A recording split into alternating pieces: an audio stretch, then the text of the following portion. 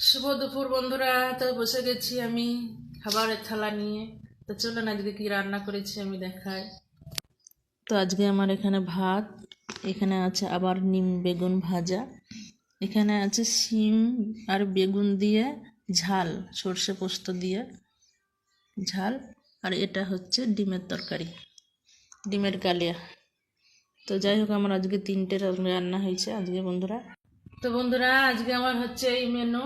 আর নিম পাতাটা কয়েকদিন ধরে খাওয়া হচ্ছে। আজকে বর প্রচণ্ড রেগে গেছে, তার কারণ কয়েকদিন ধরেই নিম বেগুন খাচ্ছি, আর ও নিম বেগুন একদম পছন্দ করে না। তো আজকে সকালবেলায় বলছে নিম বেগুন আমাকে দেবে না। তা আমি বললাম কেন খাবে না, একটুখানি নিয়ে যাও। তা নিচে ঠিকই, বলে দাঁড়াও বেগুন আনাই বন্ধ করে দেবো বাড়িতে। বন্ধুরা, সকালবেলায় প্রচণ্ড রেগে গেছে আমার কর্তা মশাই। কেননা নিম বেগুন একদম খেতে চায় না, নিম বেগুন খেতে চায় না, তার কারণ তেতো একদম পছন্দ করে না। কি বলবো, আর একটু বয়স হচ্ছে, দেখুন 50 বছর বয়স হয়ে গেলো, তো নিম বেগুন তো খেতেই হবে তাই না। কেননা এই বয়সে তো সুগার টুগার কত কিছু হয়।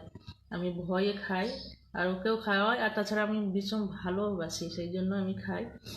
তো বন্ধুরা, বর তো সকালবেলায় প্রচণ্ড রেগে গেছে। তো যাই হোক, চলুন বন্ধুরা, শুভ দুপুর, টাটা, সবাই ভালো থাকবেন।